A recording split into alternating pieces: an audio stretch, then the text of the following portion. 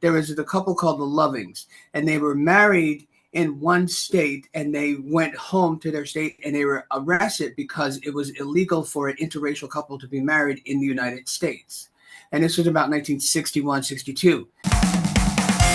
You're watching the Spotlight Network, starring Hollywood's newsman, Logan Crawford. They now believe a single member. He works with TV and film legends. And now, Logan's shining the spotlight on the world's top emerging authors and creators. International were abducted. This is Spotlight with Logan Crawford, streaming on Roku, Apple TV, and Amazon Fire TV. I'm Logan Crawford, and right now we're stepping into the emotional and deeply human world of a powerful book. It is called Loving Returns. It is a powerful one-act play by Dr. John DuBose. Set against the backdrop of Loving Day, this family-driven drama explores the complexities of race, identity, and reconciliation through the lens of an interracial couple and their 3 daughters. Through raw flashbacks and heartfelt present-day moments, this inspiring story shows how love can transcend time, trauma, and cultural divides. We're delighted to have this very talented author join us here today. We thank the team at Atticus Publishing for helping us put him on TV today. And we ask viewers like you to support authors like him by subscribing to our channel and by purchasing his amazing book.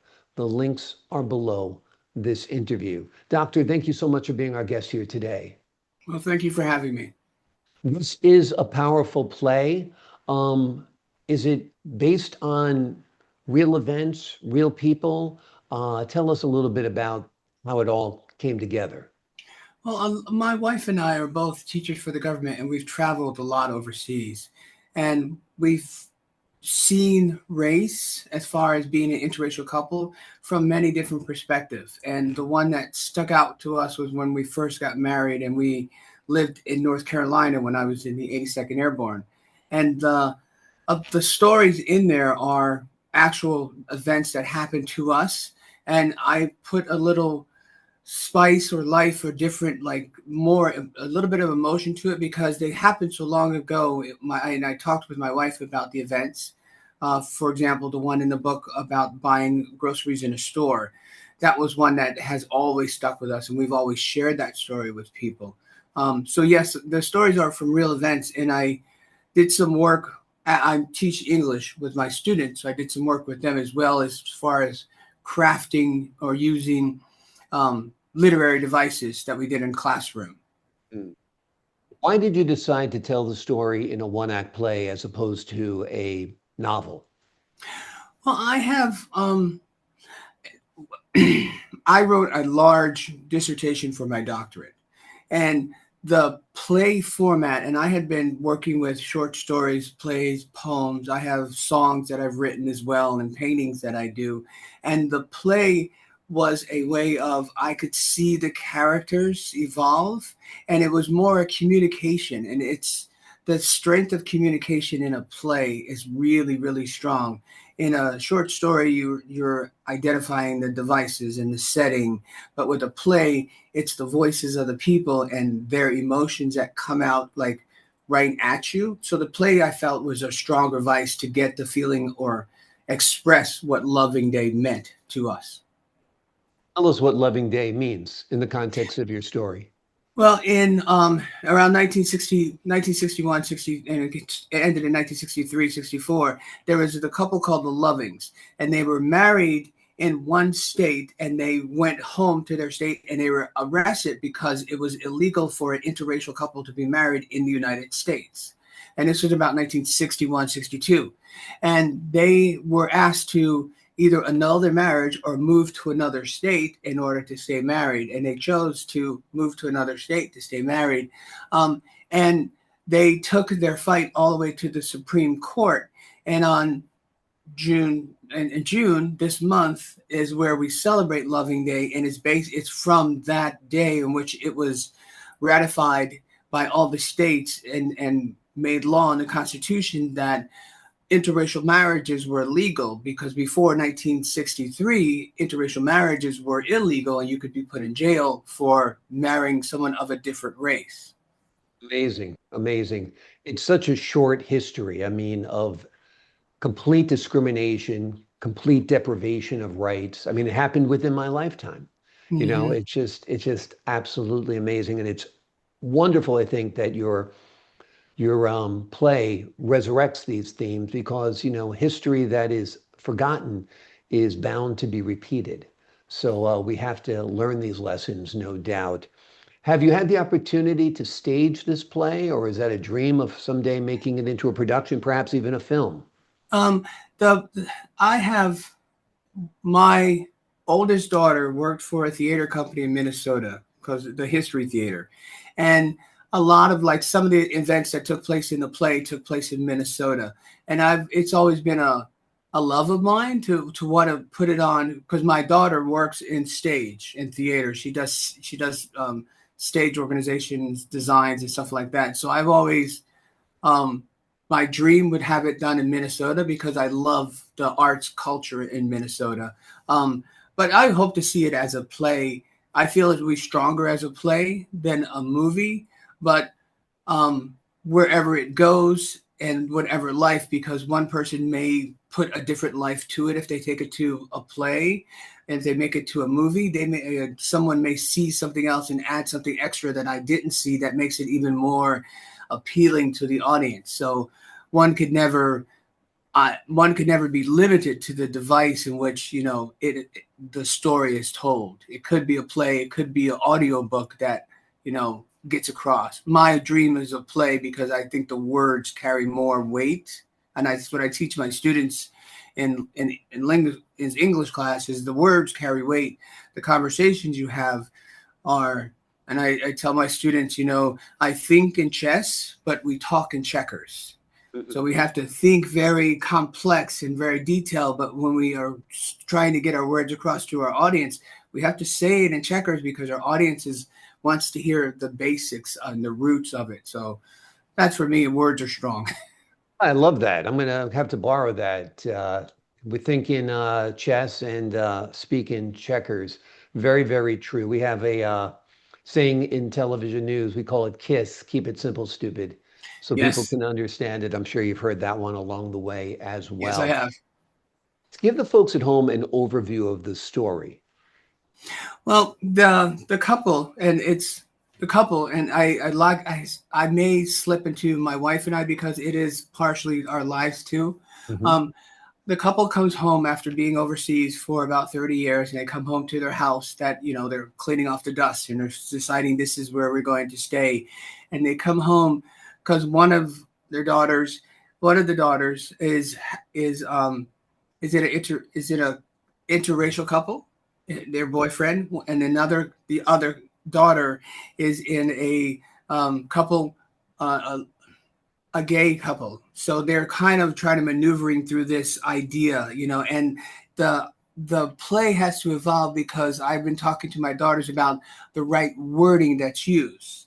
Because me and my wife are trying to understand our daughters' lives and what they're going through because we've gone through it.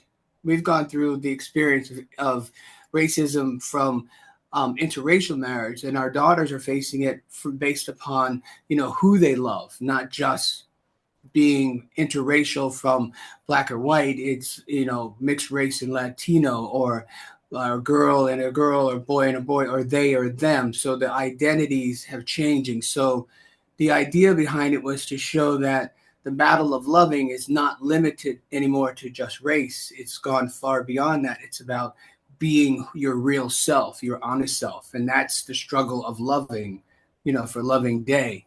And there's also a daughter in there that the father has not gotten contact to because of a relationship that happened prior to.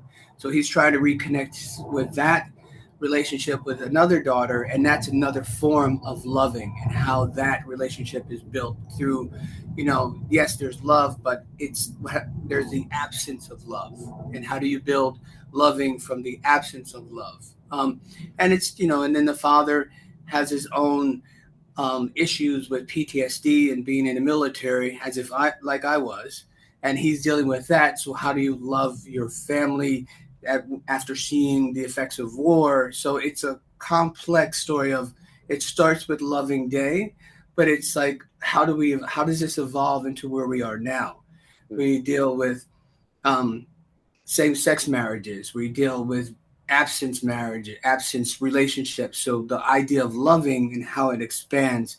Each character has their own interaction and how they work with it, and that's the beauty of it, because that's how the evolution of it. Because it started with me understanding my daughter's relationships and accepting them, to understanding, wow, look at the struggles that she faces in her life and that they face in their life now, as opposed to the struggles my wife and myself faced. So, and it's set within the house, and the outside world has all these issues, and it comes to the kitchen table, and the proverbial kitchen table. So a lot of it is the evolution of love and Loving Day, and how we see it today, because it's more than just interracial marriages.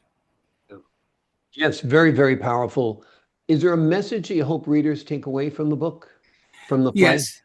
Yes, that Loving Day is every day, and we need Mhm. to accept the love that everybody has for whomever they love, because love is so important. The opposite of love is gaining strength with the things that are happening today, and we need to identify and recognize that it's love, true love, acceptance of love, and being able to accept love, that will, in my opinion, bring a little bit of peace and joy and happiness and just love to the life we live in. Because negativity, hatred, biasness, racism, sexism, all these isms are gaining strength because of the volatile society that we live in. And I grew up in upstate New York, we're near Woodstock, so for me it was peace and love and happiness.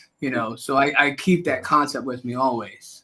Yeah, exactly. The 60s and 70s had some beautiful themes as well. Like you said, it was kind of in a time of awakening with, events such as Woodstock and the hippie movement and Make Love, Not War. But it also was a dark, troubled time, particularly down south with racial unrest and with rioting and brutality. So it's an interesting look back, look at the future, and look at the present that makes your book and your play so powerful. The flashback scenes are very effective. Tell us about crafting those and what you hope to achieve through that. Well, and the thing is that for me, as I teach and I use flashbacks, I use them as this is what's happening now, but how did we get to here? Because we could use flashbacks to talk about times that have happened, but I like to use flashbacks as a way of going, it's like a history lesson as I see it. You say, this is what happened. This is where we are now. We're in this relationship, and my wife and I were happy, but how did we get here? And the flashbacks gives us a piece of history, is like, how did this relationship evolve? How did this strength in this person grow? How did this reality that we see or exist in today evolve or come to? And I use flashbacks as a form of historical knowledge, because it helps the person, or it helps the reader look back and say, okay, he's saying this, but where does it come from? Oh, let's take a step back and look, and then go forward, because history loops. We go forward, and then we learn, and then we go back, and we remember, okay, this is where it started, and then we can go forward a little bit. So that's the main way I use flashbacks. Well, they were very effective. They worked and they put things into perspective, which of course was your goal. The name of the play is Loving Returns. It is a beautifully moving story of family, identity, and the enduring power of love. Doctor, thank you so much for joining us here today. Thank you very much for having me. I appreciate your insight and your wisdom. To the folks at home, I'm Logan Crawford, thanking you for your time this time. Until next time.